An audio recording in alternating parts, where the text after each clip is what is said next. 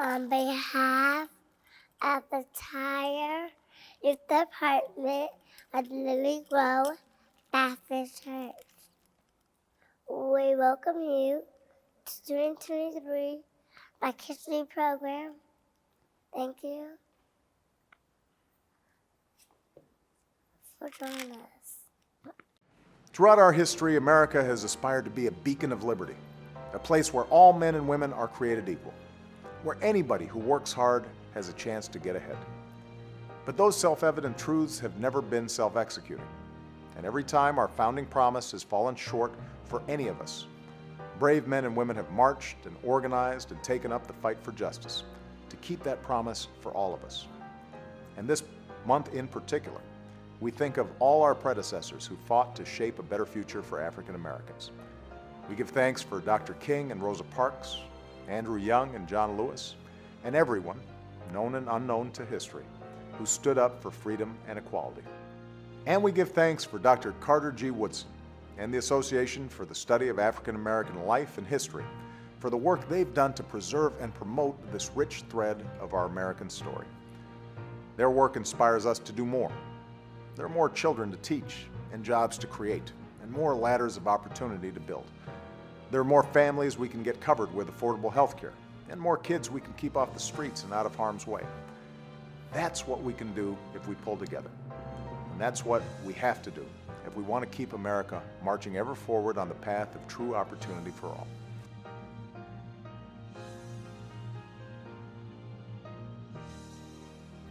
Lift every voice and sing till earth and heaven ring, ring with the harmonies of liberty. Let all rejoicing rise high as the listening skies. Let it resound loud as the rolling sea. Sing a song full of the faith that the dark past has taught us. Sing a song full of the hope that the present has brought us. Facing the rising sun of a new day begun, let us march on till victory is won. We celebrate the accomplishments of Black people today because of one man, Dr. Carter G. Woodson. Dr. Woodson launched Negro History Week in 1926, chosen in the second week of February between the birthdays of Abraham Lincoln and Frederick Douglass. Woodson was convinced that the history of Black Americans was being ignored and misrepresented.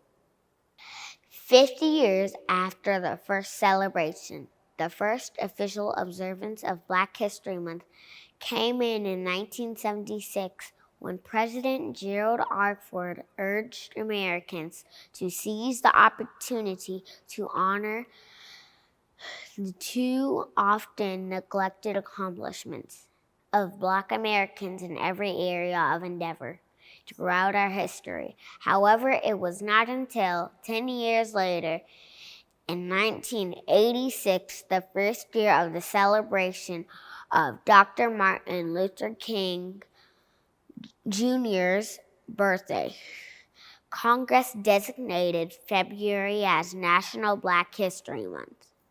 Because Dr. Carter G. Woodson's determination and fortitude, Black History Month exists.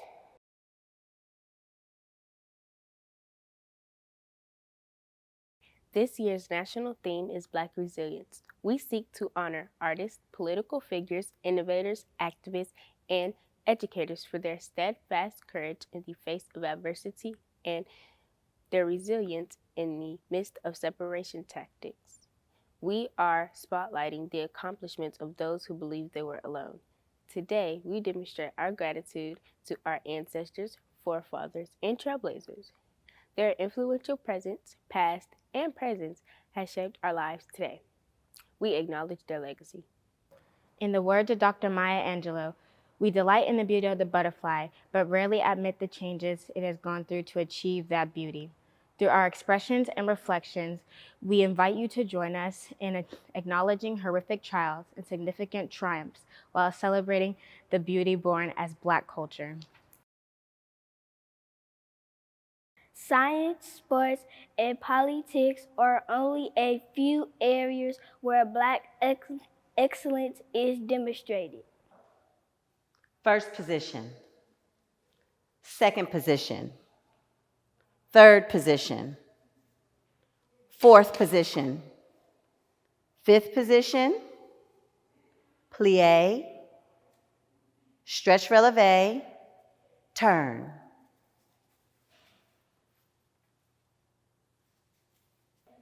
Born on September 10, 1982, in Kansas, Missouri, Misty Copeland won her first prize in the ballet category. At the age of 15, her talent was quickly realized. She would go on to be accepted with a full scholarship to an intensive summer program with the San Francisco Ballet. In 2000, Copeland won another full scholarship, this time to the American Ballet. In 2015, she became the first African American ballerina to be a principal dancer with the American Ballet Theater. But do you know Raven Wilkinson? She was a mentor and inspiration to Misty Copeland. Before Copeland was named the first African American female principal dancer, there was Miss Raven Wilkinson. Miss Wilkinson broke new ground in similar ways in the 1950s as the first African American ballerina to dance with a major touring troupe. She risked arrest and even death, touring with the dance company. A Google search lists Colin Kaepernick as an American civil rights activist, but before 2016, Kaepernick was known for his prowess on the field. It was Kaepernick's 2016 season which led his now held title of civil rights activist. During pregame national anthems, Kaepernick started to kneel as a form of peaceful protest against the racial injustice and police brutality in the United States. In a 2016 interview, Kaepernick said, "I am not going to stand up to show pride in a flag or country that oppresses Black people and people of color. To me, this is bigger than football." I believe in liberty for all men, the space to stretch their arms and their soul, the right to breathe and the right to vote, the freedom to choose their friends, enjoy sunshine and ride on the railroads, uncursed by color, thinking, dreaming, working as they will in the kingdom of beauty and love. Words by W.E.B. Du Bois. The Black Power movement of the 1960s and 1970s emphasized racial pride, economic development, and the creation of political and cultural institutions. Although writer and poet Richard Wright's book entitled Black Power was released in 1954, Black activist Stokely Carmichael, who later changed his name to Kwame Ture, is credited as the first to use Black Power as a slogan in such a public way.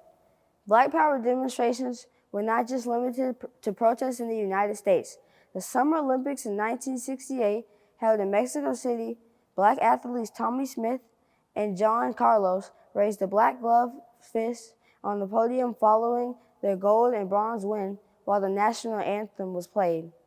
Tommie Smith stated in later years, "We were concerned about the lack of black assistant coaches, about how Muhammad Ali got stripped of his title, about the lack of access to good housing and our kids not having able to attend top colleges."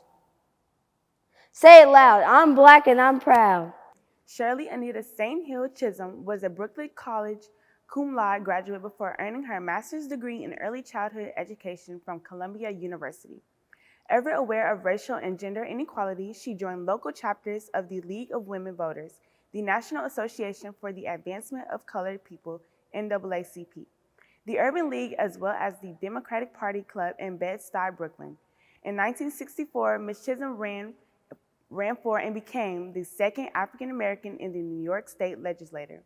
In 1968, Ms. Chisholm became the first African American woman in Congress, as the first woman and African American to seek the nomination for President of the United States from one of two major political parties. Congresswoman Chisholm would go on to write her model untitled autobiography, Unbought and Unbossed, documenting her outspoken advocacy for the rights of women and minorities. Civil rights icon and leader of the civil rights movement, John Lewis was one of the original 13 Freedom Riders who rode the interstate buses into the Deep South to challenge segregation in 1961. Lewis was known for his unwavering commitment to nonviolence and his use of peaceful protests to bring to attention the injustices faced by African Americans. He was beaten and arrested numerous times while participating in peaceful demonstrations, including the famous march across the Edmund Pettus Bridge in Selma, Alabama in 1965. Lewis went on to become a U.S. Congressman representing the 5th District of Georgia for over 3 decades. He continued to be an active voice for civil rights and social justice throughout his life, and his legacy continued to inspire activists and advocates for change today. Do not get lost in a sea of despair. Be hopeful, be optimistic. Our struggle is not the struggle of a day, a week, a month, or a year. It is the struggle of a lifetime. Never, ever be afraid to make some noise or get in good trouble, necessary trouble. On February 25th, 2022, President Joe Biden nominated Judge Ketanji Brown Jackson to become the 116th Associate Justice of the United States Supreme Court.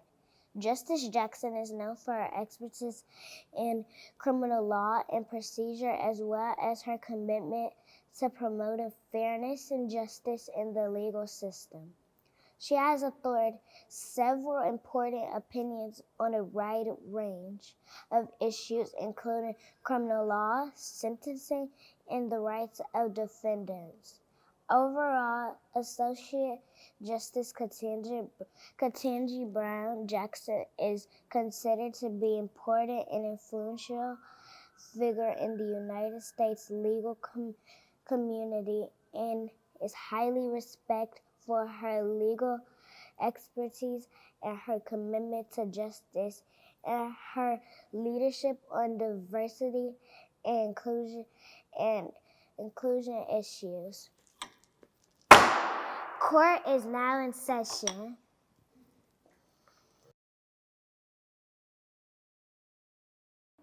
I Too by Langston Hughes. I Too sing America. I'm the darker brother. They send me to the kitchen when company comes, but I laugh and I eat well and I grow strong. Tomorrow I'll be at the table and nobody will dare say to me, eat in the kitchen when company comes. Besides, they'll see how beautiful I am and be ashamed. I too am America.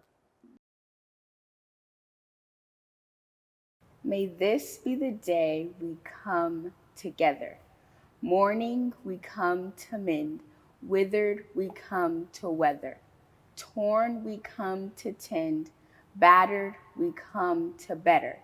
Tethered by this year of yearning, we are learning that though we weren't ready for this, we have been readied by it. We steadily vow that no matter how we are weighed down, we must always pave a way forward. This hope is our door, our portal. Even if we never get back to normal, someday we can venture beyond it to leave the known and take the first steps. So let us not return to what was normal, but reach towards what is next. What was cursed, we will cure. What was plagued, we will prove pure. Where we tend to argue, we will try to agree. Those fortunes we forswore, now the future we foresee. Where we weren't aware, we're now awake. Those moments we missed are now these moments we make. A moment we meet in our hearts once all together beaten, now all together beat. Come look up with kindness, yet for solace can be sourced from sorrow. We remember not just for the sake of yesterday, but to take on tomorrow. We heed this old spirit in a new day's lyric. In our hearts we hear it. For Old Lang Syne, my dear, for Old Lang Syne. Be bold, sang time this year. Be bold, sang time. For when you honor yesterday, tomorrow ye will find. It defines us, binds us as one. Come over, join this new day begun. For wherever we come together, we will forever overcome.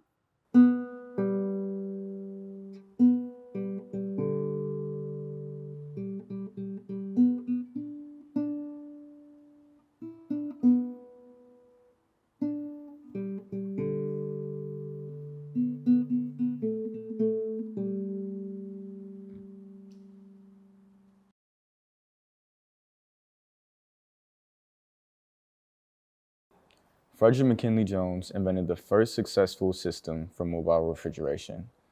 Jones' invention revolutionized the storage of food and perishables. During World War II, Jones's contributions proved to be particularly useful. The company Jones founded helped preserve food, blood, and medicine. Over the course of his career, he received over 60 patents. This inventor, entrepreneur, and engineer became the first African American to receive the National Medal of Technology. One of the most important Black educators, civil and women's rights leaders of the 20th century, was the daughter of former slaves. Mary McLeod Bethune is best known for her work as a leader in the National Association for the Advancement of Colored People. She founded the National Council of Negro Women to empower Black women and address the issues related to their welfare. Activist, educator, and political strategist, her legacy lives on in many ways, especially the university which bears her name. Many historically Black colleges and universities were established from 1865 to 1900s. The majority were started in 1867, 2 years after the Emancipation Proclamation. HBCUs were founded when Black students were excluded from attending white institutions. Today, there are over 100 historically Black colleges and universities in 22 states, the District of Columbia, and the U.S. Virgin Islands. Here, at Lilly Grove, we are fortunate to have several notable alumni who have made significant contributions in various fields, including technology, law, business, higher education, religion, science, and engineering. Hi, I am Parker Michelle Thompson. What is your name? I am Marcia Johnson. Where did you go to college and why? I attended South Carolina State College in Orangeburg, South Carolina for my undergrad degree and Prairie View A&M University for my graduate degree. Is that an HBCU? It is an HBCU. What was your major? I majored at South Carolina State in speech pathology and audiology. And when I went to graduate school at Prairie View, I majored in supervision, educational supervision. Okay. Was that a good decision and why? It was a good decision. I worked in the Houston Independent School District as a speech pathologist and a special ed supervisor for several years. When I retired, I was able to go into business for myself, and so I am a contracted speech and language pathologist. What impact does HBCUs have on society? HBCUs have produced some of the best pastors, some of the most notable engineers, and even a vice president of the United States. Of America? Of America. Did you know that? No, I did not know that. Oh, our vice president is Kamala Harris. and she finished Howard University in Washington, D.C. Wow, I never knew that. That's my teacher's name starts with Washington. Oh, really? Yes. Oh, Why do you think HBCUs are important now? well, I think that if you attend an HBCU, it gives you a special sense of pride that you see individuals from all walks of life. You see individuals that have come to an HBCU with a purpose. And you may even meet presidents um, of universities or potential presidents of universities, doctors and lawyers, and you can then look back and say, I knew that person when we were in college together. Okay. Is there anything else you would like to say about HBCUs?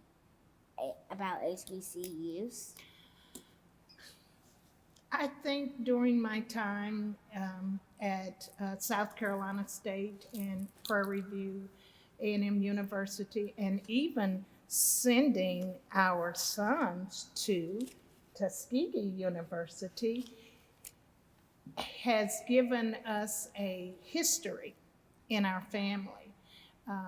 My family, every one of us, my mother, my father, and my brother, and all of my father's sisters attended HBCUs. Wait. So it gives us a sense of pride. What about your sister, though? My sister did not attend an HBCU. She did get her graduate degree from an HBCU, but she opted not to go to undergraduate school and to an HBCU. So did any of your mom's part of your family, did they work for HBCUs? They did. They did attend HBCUs. And when my mother retired from the Atlanta public school system, she actually worked for an HBCU. She worked for Morris Brown College. So your whole family worked for HBCU except your sister? Well, they didn't work for HBCUs. They attended HBCUs. Oh. Yeah. So we have a whole legacy there. Do you know anybody in your family that attended an HBCU? No, I do not. Oh, we talked about that before. Your uncle Ryan. and your dad. My father. Your father, yes. They attended an HBCU. They did? They did. So they did it to get a pool. Or I don't know if they did it to get a pool. I think my uncle did it to get a pool. Oh, you think that's, well, people that attend HBCUs sometimes make lots of money and they can get a pool. Is there anything else you want to ask Sister Johnson about an HBCU? No. No. But I think that we've planted the seed and Parker may go to an HBCU. Am I right, Parker? Yes. Okay, good job. The first known black churches in America were founded before the American Revolution, around 1758. The First African Baptist Church of Savannah, Georgia, is considered the oldest black church in North America. Black churches were the first institutions built by black people, independent of a white society.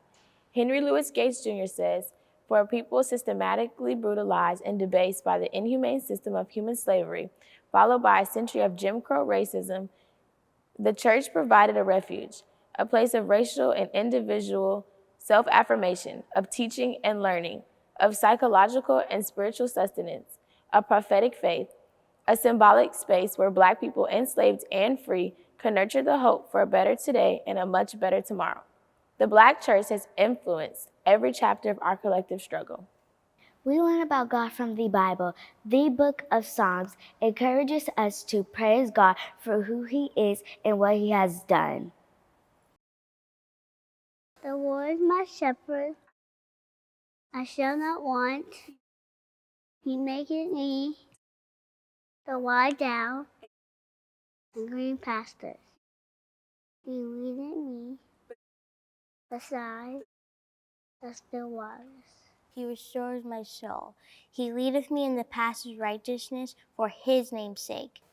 Yea, though I walk through the valley of shadow and death, I will fear no evil, for thou art with me, thy rod and staff comfort me.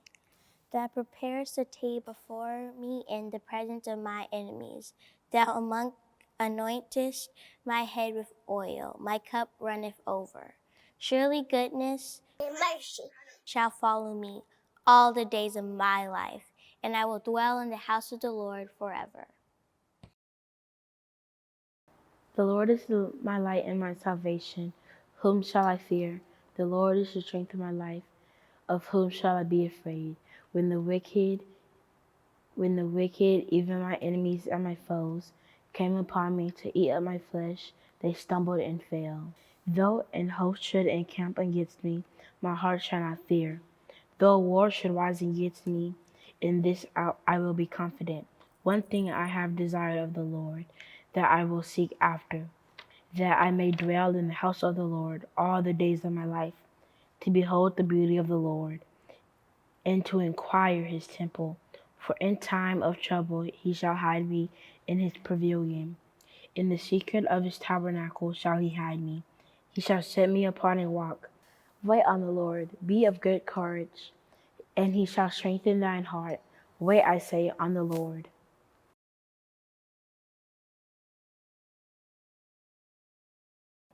I'm part of the fellowship of the unashamed. I have stepped over the line. The decision has been made. I am a disciple of Jesus Christ. I won't look back, let up, slow down, back away, or be still. My past is redeemed. My present makes sense. My future is secure. I'm done with low living, sight walking, small planning, smooth knees, colorless dreams, tame divisions, mundane talking, cheap living, and dwarf goals. I no longer need preeminence, property, positions, promotions, plaudits, or popularity. I don't have to be right, firsts, tops, recognized, praised, regarded, or rewarded. I now live by faith, lean on his presence, walk by patience, lift by prayer, and labor by power.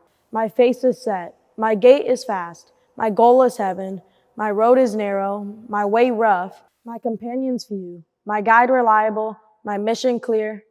I cannot be bought, deluded, or delayed. I will not flinch in the face of sacrifice, hesitate in the presence of the adversary, negotiate at the table of the enemy, or meander in the maze of mediocrity. I won't give up, shut up, let up, until I have stayed up, stored up, prayed up, paid up, and preached up for the cause of Christ. I am a disciple of Jesus. I must go till he comes, give till I drop, work till he stops me, give and preach till all know. And when he comes for his own, he will have no problems recognizing me. My banner will be clear. It is impossible to capture all of the extraordinary accomplishments of Black talent in one presentation. Black History Month gives us an opportunity to be intentional about recalling the sacrifices, achievements, discoveries, triumphs, and innovations of Black people in this country and the global influence of Black culture. Throughout the year, seek ways to recognize the creativity and distinct contributions of our heritage. Thank you for joining us. When you hear me shouting,